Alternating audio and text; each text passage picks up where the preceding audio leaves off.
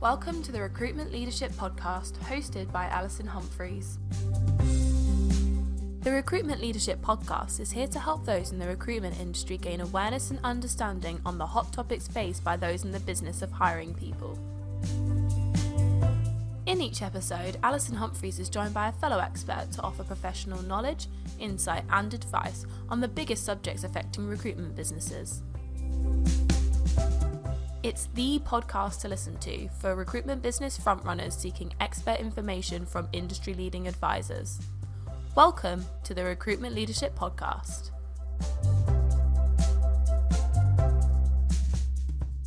Hello and welcome to another edition of the Recruitment Leadership Podcast. Thank you for joining us. If this is your first time, then please do go back to my website, recruitmentleadership.co.uk. There is a massively long archive of really, really useful podcasts, very few of which are actually sort of dated in any way. And it's full of useful advice, interesting suppliers, and stuff you can that's actionable within your recruitment agency. Okay, today I am very pleased to be joined by Darren Westall of Paiger. Hello, Darren. Hello, thank you so much for having me. Thanks for joining me, Darren. It's great to have you here. And Darren is the CEO of Paiger. Now, I'm saying this up front, and I want people to take note. Paiger is not what you think it is anymore. Like any great product or service provider, Paiger has adapted. Market conditions have shifted dramatically. And I really wanted to have a new opportunity to bring this to listeners' attention because Paiger is an invaluable tool, in my view, in terms of business development, finding jobs and filling them efficiently. Okay, so you will definitely be needing your video turned on for this one. So if you haven't got it, pause. Get that sorted because Darren's going to be doing a live demo. But before we go down into that, Darren, can we just do some scenes, if you like? In terms of your career so far, how did you come to be CEO of Paiger? Yeah, I mean, I've always worked in the recruitment industry, so straight out of college. Ironically, I failed IT at college, but somehow got a software developer job at a company called Broadbean, who most people have heard of, at least in the UK landscape. Junior developer, the CTO was off that day, so luckily I didn't have a technical test, and they just personality. Someone did finally. I finally met someone that loves it. So I got the job there, and I went home and I started reading every single book. I'm a bit old school, but we didn't have AI and all those things then. I read books on how to program, and I read them until I fell asleep at night. And I was there for 11 years. And I rose up the career ladder, and I actually left when I was their chief technology officer, so overseeing the product and technical teams across EMEA. Dream job, right? I was 28 years old and had reached the top of the career ladder in my space, but I always wanted to do more. So 7 years ago now, I left to co-found Paiger, and that was the start of the journey. So fast forward to today, we work with just shy of 1,000 staffing companies in the UK, US, Australia. Yeah, I mean, my wife's finally forgiven me for quitting my job. It's basically where we're at. But that's how it started, right? I love this industry and I love building technology. So Paiger is like an accumulation of both of those things. Yeah. I couldn't agree with you more. This is my 40th year in the recruitment industry, and I just love the people and the variety, and it keeps changing. And so Paiger has definitely changed, hasn't it? Could you tell our audience why you think the world, the staffing world, needs Paiger now in the current market? Yeah, absolutely. So what I see every single day is people trying to do better BD, right? And the reality is the old school, and I'm using the word old school, what used to work still works today, right? You need to roll your sleeves up. You need to get on the phones. The phone's still king. But you've got to underpin it with LinkedIn. That's personal branding, which is where Paiger started and so many people know us for. But it's like 10% of what we do now. So actually, it's about taking good quality BD and automating or making efficient those processes. Can we find the leads for you? Can we help you map out the company, find the contact information, research the business, find the nugget of information, and then help you take your candidates to market? Because as much as we might say it's not sexy, specking in still works, and it's still a really good quality way to do new business. And Paiger makes it more efficient. We've got clients that I onboarded a customer just 2 days ago, and in the onboarding, they found 3 new leads and they saved 30 minutes per candidate. So, if it's all about giving recruiters back the time so they can actually do good quality business development. And I think that's what's missing. I know the market's tough. but we really just need to roll our sleeves up and do good quality BD. You make a really important point there. It is the mixture of the human, and that human has to be credible. You can't just randomly cold call somebody and say, hey, I've got a great candidate. Do you want to see him? You have to have done some research in order to present credibly, don't you? And so anything you can do to facilitate that, because otherwise it's really labor intensive, is got to make people not only better on the phone, but more willing to get on the phone, frankly. For me, the reason people are scared to get on the phone is because they haven't done their prep, right? If you're going to a phone call completely unprepared, then of course you're going to have the fear of the phone.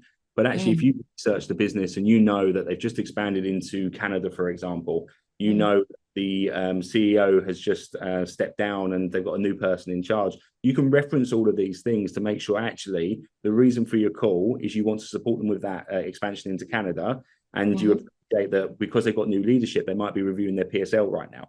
That's not a call. That's a very, very warm phone call. But you need to do the research up front to make those sort of calls happen. Exactly. So you can demonstrate that you are targeted, prepped, researched. And not a lot of the recruitment businesses that I spend my time in, what I find, although, business development needs leadership and clarity, but what I find is that very often that position where a sales team just keeps going back to, but if we don't have to do it, we won't. And very often it boils down to exactly what you've just described, Darren. I don't feel confident about my offering or how I'm positioning myself, and therefore the whole call is going to come out badly. And it's a self-fulfilling prophecy, isn't it? So who now, or what now, is your ideal client persona for Paiger?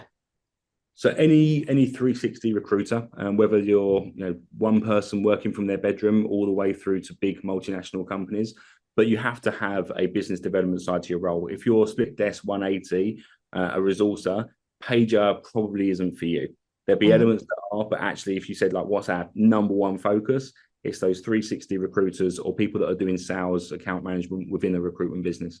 They're the ones that are going to love Paiger and get the most out of it and absolutely make more money. Right. Now, before we go into the demo, I just want to highlight that for the first 10 listeners to this podcast who get in contact with Paiger, there is a special offer if you mention me, Alison Humphries, or the Recruitment Leadership Podcast where you heard Darren. Okay, so we'll give you more details in the notes and at the end of this, but please stick with us. There are issues around automated business intelligence and outreach. And I feel like there's been tremendous leaps and bounds. Even if I look to 12 months ago, people who bought into single application AI and what looked like a quick fix that was simple to implement, they're now feeling like, okay, I'm behind the times already. Yeah, I don't think that at a sort of industry level we've yet tested where the border of acceptability is between automation of business intelligence and outreach and human. Do you have any thoughts on that? Where the balance is? I have some very strong thoughts. I think if you try to automate your business development end to end, what you do is get some short-term wins, and you will see that actually, yes, you're more profitable, etc. in the short term. What will then happen is everybody else will do the same, and actually your end clients will get sick of it and they will stop responding. So I think short-term wins, but in the medium to long term, you should be automating anything that isn't human in your business. Map out all of your processes, and the one bit you don't want to replace is that human interaction, which for me includes your business development. So I believe you can make your salespeople more efficient and give them all the tools and the information and the knowledge and the training, etc. But should you try to automate a phone call, for example? I don't believe you should. And I think that that's what's going to actually stand you out from the crowd in about 2 years' time. It's like a race to automate everything. And then I think we're going to have a race to undo what we automated, because actually we've got to remember that this industry is human to human. That's what makes us special. So don't try to automate that part. There's absolutely probably 50-60% of your processes that you can automate, but please don't automate the human bit. It will be a detriment in about 2 years' time. Interestingly, here's a topical note. So it was A-level results day yesterday for the UK. And I read that a number of schools have been running classes for their sixth formers on how to make phone calls to clearing, for example, if they need to, right? And these people, of course, are unaccustomed to phoning up a call centre and things like being put on hold or having to have assembled a load of data so they can answer questions up front. And I mention this because eventually the preferences of the dominant generation, if you like, will start to take over. So I guess what we're saying is that the human element is really important at the moment, but keep sticking your toe in the water on this, because things will change, not overnight, but over the next decade, without a doubt. What people prefer. What we do know currently, and this is based on REC research, is that the vast majority of clients and candidates actually prefer to be guided through a recruitment process by an individual rather than a purely automated process, which can be soul destroying. Anyway, I'm going off point, as is my tendency.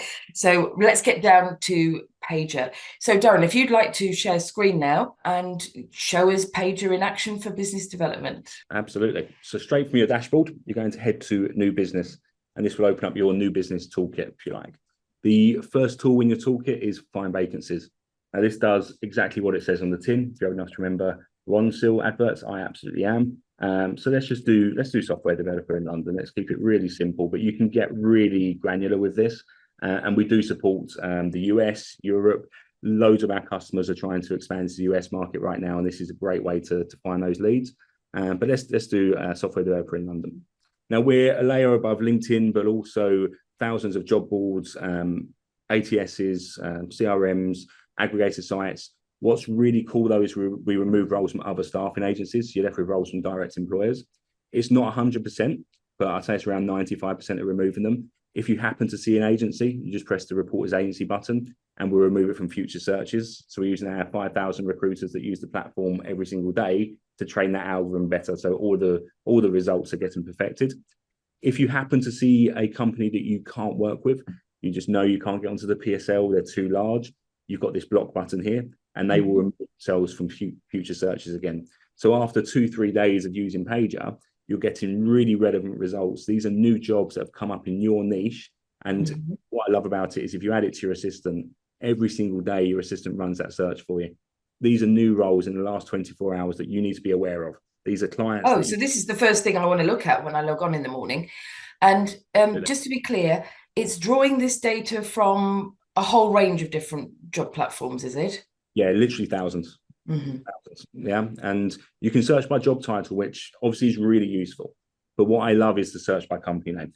So let's say if you could take where were your last 50 placements from, let's put the company names into here. So you can actually get alerted when those companies put new roles live, but you can use it in combination with these advanced filters. So let's say Barclays, for example, obviously big national bank, they're going to recruit for engineering leads, developers, but also claims handlers, financial leads, a real mixed bag. But let's say I'm a big believer that generalist recruitment is dead. Apologies if you're a generalist recruiter listening, but it's what I believe. So you're going to specialize in something. Let's say I specialize in engineering. Come into here and you can do a filter and say, right, I'm going to add engineering to here. Now what this will say is only show me roles from Barclays where engineering is mentioned in the job description or the job title. So actually all of your companies that you work with, you're on the PSLs for, you've got terms signed with your top target accounts, you can get notified when they actually have roles that are relevant to your niche. Right. Okay. Any questions on that before we move on? No, I can see logging on first thing in the morning would be a really natural thing to do once you've got this. Okay. I mean, you won't even need to log on because all you've got to do is open your inbox and you've got an email from your assistant with all the new roles. So it's just there waiting for you. We send it at 5 a.m. This is everything you need to know. Go map out your day based on this. If you've got a BD hour, this is what you're working on in that BD hour. Right. Fantastic. And in that BD hour, you're going to research the businesses. So let's jump into research. Now, you can jump into research from any of the vacancy alerts we send you, but also like a LinkedIn company page, jumping in one click. And what this does is it runs around 40 different searches for you and shows you all the information on one screen. So I'm a big fan of personalized outreach rather than spray and pray. but you've got to find that nugget of information, the reason they're going to take your cold call, the reason they're going to accept your connection request. So this is all the information about this company that we can find on one screen, rather than you end up with 40 tabs open. Does AI know about the company? So straight away here, I can see what funding rounds they've had, who the founders were, what services they offer. And then I've got the news articles that mention them. So this is that example I was talking about them accelerating growth into Canada. So I can absolutely mention that. They've got new leadership, et cetera, right? So there's so many things that I can mention. I've then got podcasts they mentioned. I can click play, listen to that directly in the platform, find out what's going on in the industry about them. And then you've got what roles they've got live on our Find Vacancies feature. For tech roles, we put out the key skills. So I know this company is looking for Python developers, Java and data warehousing, etc. Then if we scroll back up, you've got the overview from LinkedIn. You can jump into Crunchbase to deep dive into those funding rounds. And then you've got potential decision makers. Defaults to C-level, but you can search by job title, location, if you only work with certain hiring managers. The reason I love C-level is I'm a huge fan of top-down sales. I like to go for the dog who then feels compelled to come back to me because their boss told them to. So let's say they were hiring for a marketer. I'd research the CMO. And yes, LinkedIn's interesting, but what I'm really interested in is what news articles they mentioned in. Can we find their Twitter account? Have they been on his podcast? And he has. So I'd click play, listen to the podcast, and I'm building out my connection request. Hey, Rory, it was great listening to you on the podcast around AI. What you said about ABC was really interesting. Really love what you guys are doing at checkout.com. I suspect you're busy with the launch into Canada, but I was hoping to grab 5 minutes. Really, really good personalized message. And if I want to get in touch by email, I just come to the top and press emails. We search the web for you and tell you what their email pattern is. So to get in touch with anyone at checkout.com, it's first.last name. We know that because we found Catherine's email address, Winnie's email address. So it's everything you need to know to get in touch with them, but also what are your talking points? How are you going to make that cold call, warm call? Fantastic. Yeah. So we've done our research. Let's jump back to our toolkit. Next part in our toolkit is identify. Whereas Find Vacancies is all about people that are hiring right now, identify is all about people that are hiring in the future. So the earlier you can map out these companies, the earlier you can build these conversations, the better. So the same. And give us an example of what kind of data Paiger is using to identify those. Yeah, so we've got 5 or 6 buckets. The first one is funding alerts. So I've got a Boolean search here. So the same way you use Boolean to find great candidates, you can use it to find great companies. So I've got mine set to New York and London. Let's just change that to New York and tech. Sorry, let's change that to London and tech. Run a new search. So all of these PR releases mention the word London and tech, and they're all funding announcements. So here, these guys have raised 2.5 million euros, and they've raised 20.5 million. All of it is an indicator they've got cash in the bank. They're going to be scaling up their business in terms of headcount. You want to map out the company, congratulate them on LinkedIn, take them out for lunch. You know, do what we were saying at the start. Let's go back to meeting people human to human, but let's spend our time with people that have actually got budget. All of these companies have absolutely got budget. You've got the same thing for government projects, senior appointments in your space, office expansions. Office expansions are easy. They've got to put bums on seats in the new office. Accenture's just opened a new Birmingham office. Brighton Park Capital will open a London office. Jobs created at FinTech Jasper launches Leeds Tech Hub.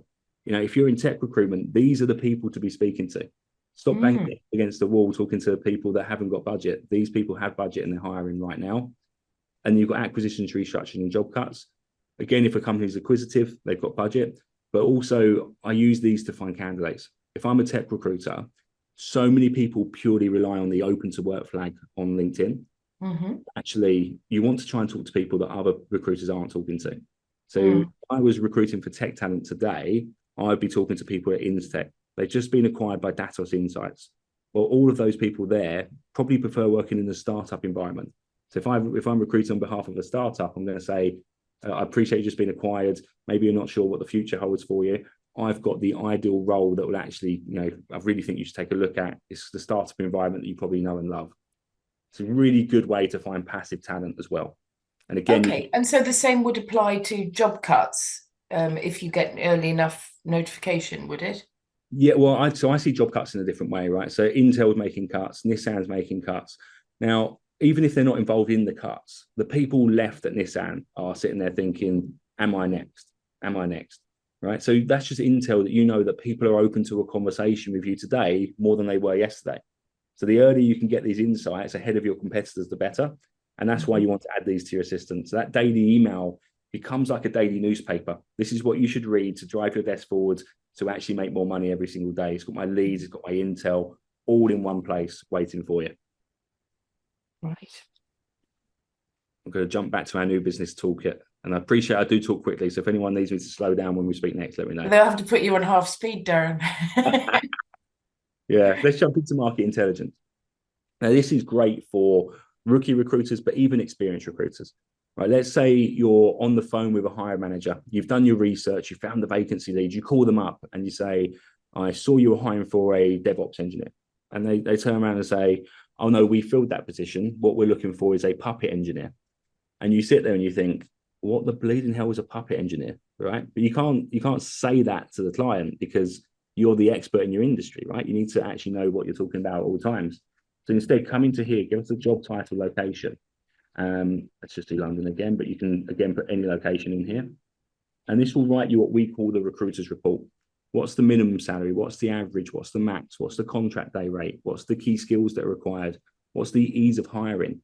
So now I can hold a conversation with a hiring manager, even if it's about a role that I've not worked on before, or if it's in a location I've not placed someone in before. So I can say to them that I appreciate you saying you're paying 40K, but it's typically between 50 and 80. You know, the average is a lot more than that. The average is 65,000. Oh, this could be invaluable if you were pitching for a retainer, couldn't it? Oh, 100%, because you've got all the skill sets to rely on. And what I love is the ease of hiring. So actually now I know whether I can drop my fee or not. Right? If I'm asking, I know this is going to be challenging due to the specialized nature. So actually, there's no way. The talent pool is relatively limited. I'm not going to be able to drop my salary on that. Drop my fee on that one. Mm.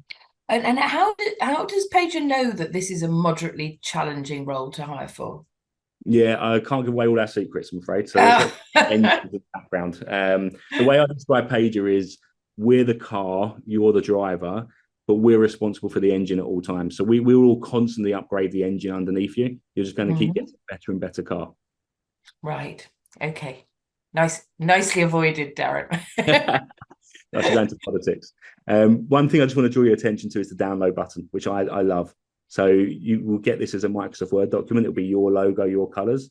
And then you can send that to hiring managers and say, look, this is some research I've done. Appreciate you not opening your PSL right now, but I do think you're going to struggle to fill that role at the salary. This is some research I've done. Just go the extra mile, deliver more value, stand out from the other 40,000 recruiters, give or take, in the UK. Right. All right, let's jump back. So we've spoken about find email. The final one is outreach before I get on to a brand new product that I'm so excited for. So let's jump into outreach. Now, the phone is king. I absolutely believe that. Email used to be queen, but I've had to demote her. She's now princess. So the reason I had to demote her is that I get hundreds, if not thousands, of emails a month that pretend to be personalized. Like, hi, Darren, hope the weather's nice in Loughton. I'm like, yeah, of course you do. All right. Now, coming back to what we said at the start, I believe that our job as recruiters, more than ever, is to show that we're human, show that we're here to support another human being in whether they're trying to fill a role or get a role. And you need first, that comes straight from your outreach. So for me, the answer is video. So if we come here, you can press record a video. You can record a tab if you want to talk through a CV for a hiring manager, talk through a job for a candidate, or if you're just camera shy, you can record a tab. If you're not camera shy, which I would encourage you not to be, hit record my camera. You might say, oh, I'm too scared, but the first time you made a cold call, you were scared as well. And you can just say, hi, John, notice you're hiring for a DevOps engineer over in London. I did see at the bottom of the ad, it said no agencies, but I'm a cheeky chap, so here I am anyway. I've got the ideal person, lives around the corner from your office. They're interviewing elsewhere on Wednesday. I've got time with them on Tuesday if you can meet them. Perhaps we can grab 5 minutes on Monday, but we are against the clock here. I just don't want you to miss out on this absolute diamond of a candidate. As I say, they're 2 minutes from your office. I don't think they're going to be around for long.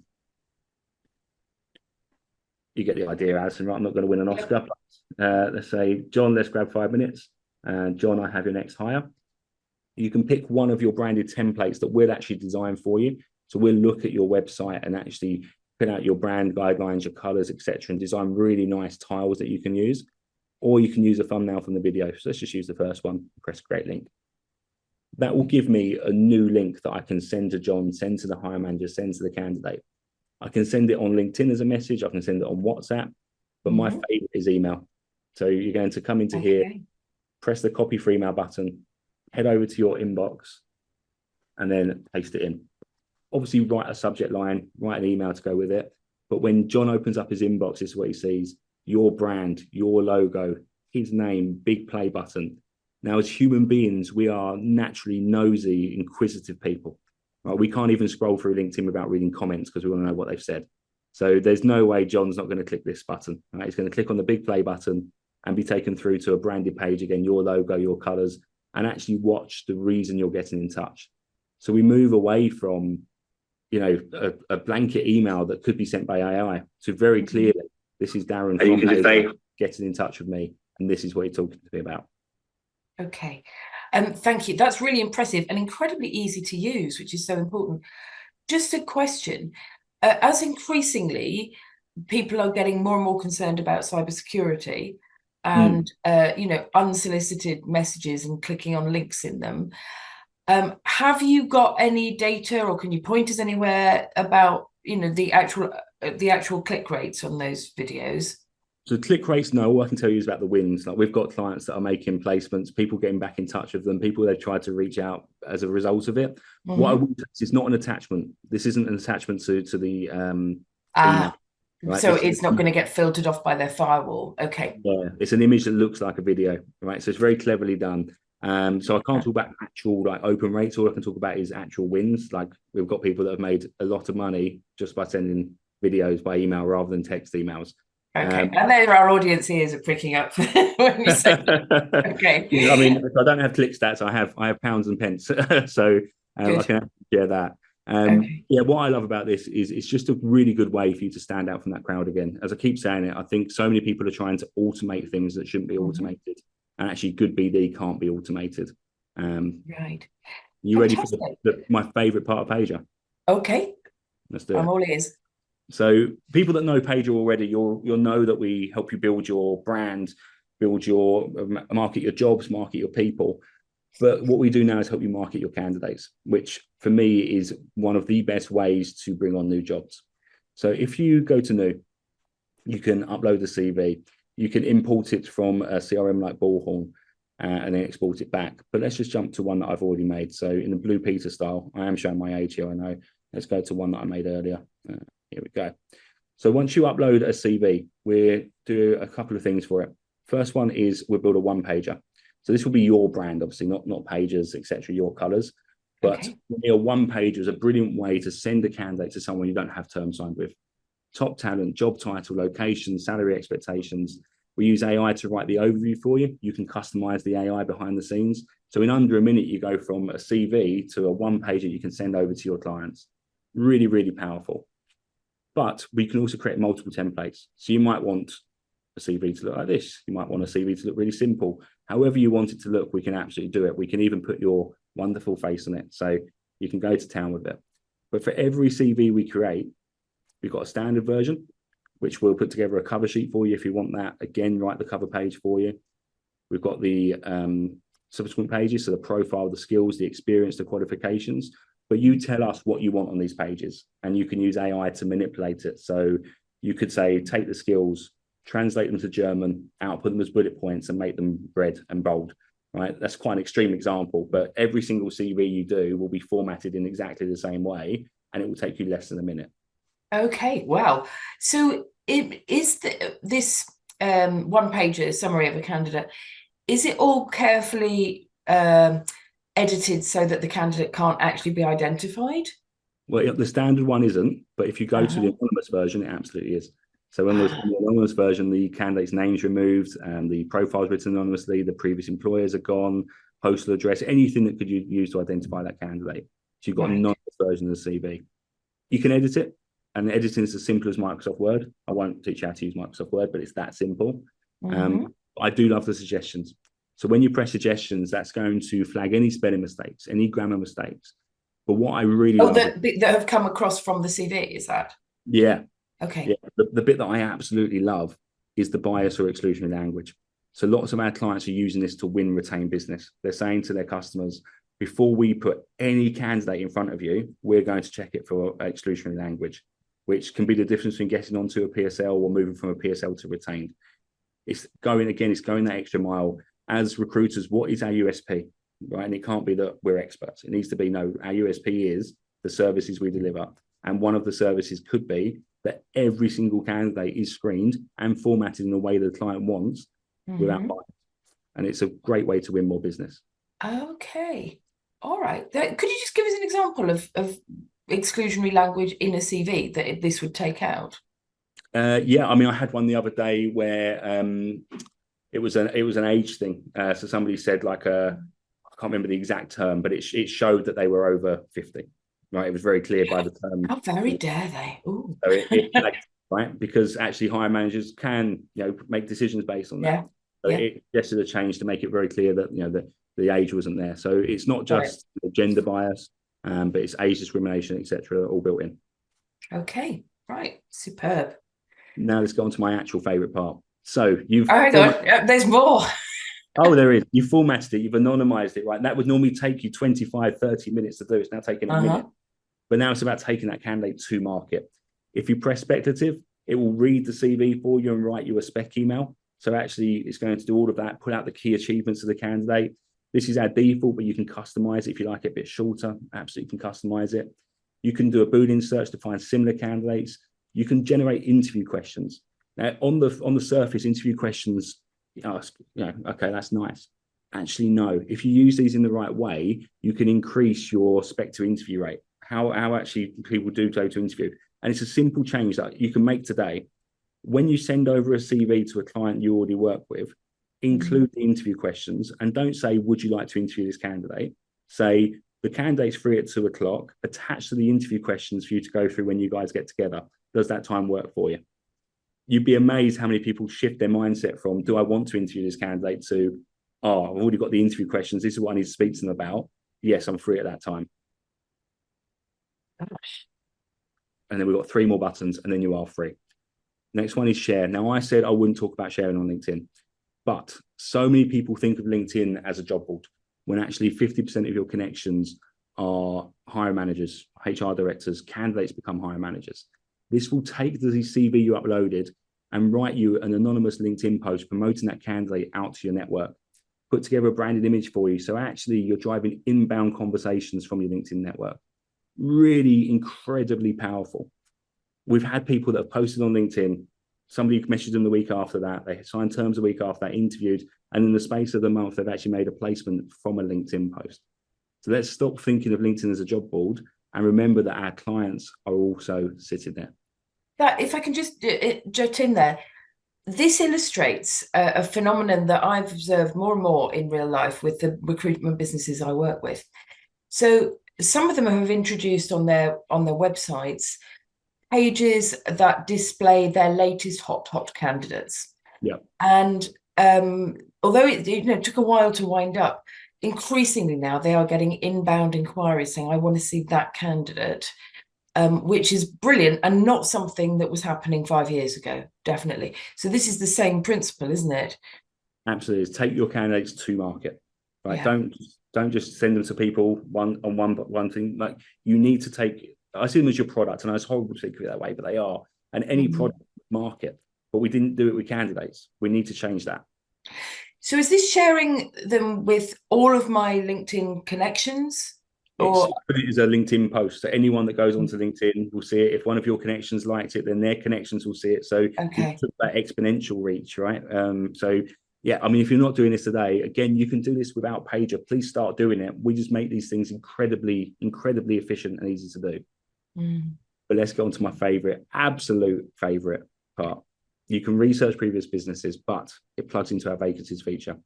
So we've taken to market with people we already work with, but let's see who else is hiring for senior DevOps engineers right now. Press find vacancies. Now we're going to find those direct employers, people you don't have terms signed with. So catch probe intelligence technologies. Don't know who they are, but they're looking for a DevOps engineer. Press contact info, plugs into research, finds what their email pattern is, first dot last name, gives you a link to LinkedIn so you can see who the potential hiring manager is. So we know who to send it to, how to send it to them. The only question is, what are we sending? Press speculative. It will take the job we just found and the CV you uploaded and write you an email on why that candidate is a good fit for that job. So very quickly now, you're taking your candidates to market in a good, hyper-personalized way, but you're doing double, if not triple, the amount of good quality BD in an hour. And it's Paiger, not posting on LinkedIn. Thank you so much. Are you sure you haven't got any other favorite bits? I love it all. I said at the start, I love tech, right? I'm really feeling your enthusiasm. But what I've so enjoyed about that demo is the simplicity of using it. It's also very intuitive in that you've created the natural, much slower process that a real good specialist recruiter would go through, but you've made it fast, easy, and considerably more presentable. So there's masses to recommend this. Funnily enough, when I was with you fairly recently in London and you did a demo, one of your existing customers said, "That's great, Darren. When do I get it?" And you pointed out that they already had it. They just hadn't explored it. So let's just talk for a moment, if we can, about implementation and integration. I see far too many recruitment businesses think that they've spent the money and it will just and that spending will transform their business. Tell us what you recommend in terms of implementation and integration into your sales workforce.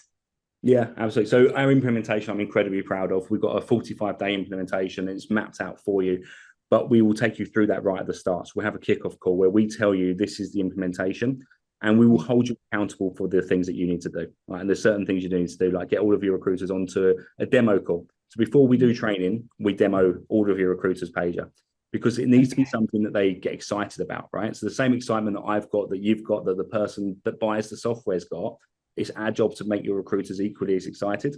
And we do, right? And then we'll onboard them. So the onboarding doesn't start until actually everyone's excited.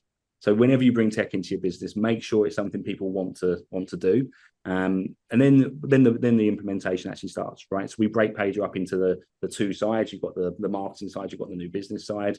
We will onboard the new business side. That's going to be your quick wins. As I said the other day, people found leads during the onboarding, right? So you get value from day one. And then the marketing, we've got to remember personal branding is still underpinning your BD efforts. So you should still be posting on LinkedIn. You said about that open rate on your emails. Well, it's going to be a lot higher if they know your name from LinkedIn.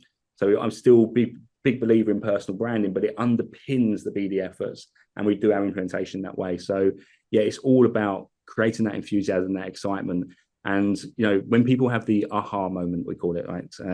The other day, before I got to the office to onboard them, someone had spent 30 minutes formatting and anonymizing the CV, and we did the same CV in under a minute, right? Yeah. From that moment, they're hooked, right? They're like, this is unbelievable.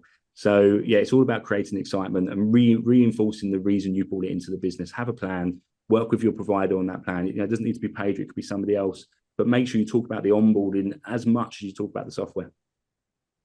Right. This stuff is rocket fuel for consultant productivity. And I think that we all know just how important that's become, as employing people, particularly in the UK, has become more and more expensive. So I'm urging all of our listeners here to take advantage of this and don't delay. Get in touch directly with Darren or his team and mention the Recruitment Leadership Podcast, or mention me, Alison Humphries. So future developments, Darren, not talking just about Paiger here, but what do you think the next evolution that will affect recruitment will be in AI? Yeah, so I don't think we've seen the impact of AI yet. I still think that's coming. But it's an interesting one, because I'm going to go a little bit into politics here, but I'm not going to go too far into it, I promise.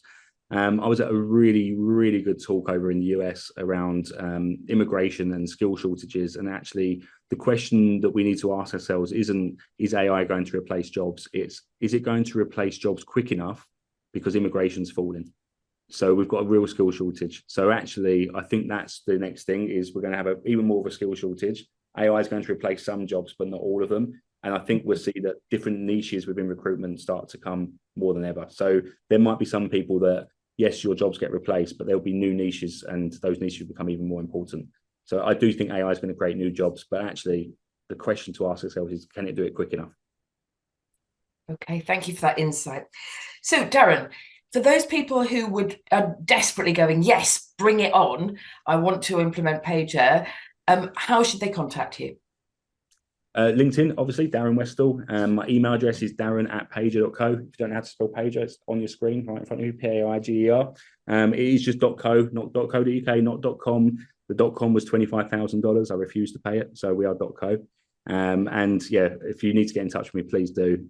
You can go to paiger.co to look for all the features, request a demo.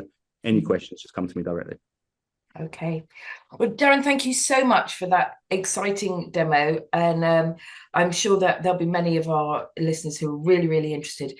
If you'd like to talk about the wider transformation of your business, how you can accelerate your plans for organic growth, and how I can support you on that through my business, Recruitment Leadership, then get in touch with me, Alison Humphries, on FREC, that's Honorary Fellow of the REC, via LinkedIn, or alison@recruitmentleadership.co.uk. For now, thank you for joining us. Thank you, Darren. Thank you.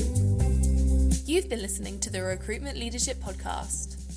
If you enjoyed our podcast, please subscribe, review and share so that others can find the podcast too. We really appreciate your support.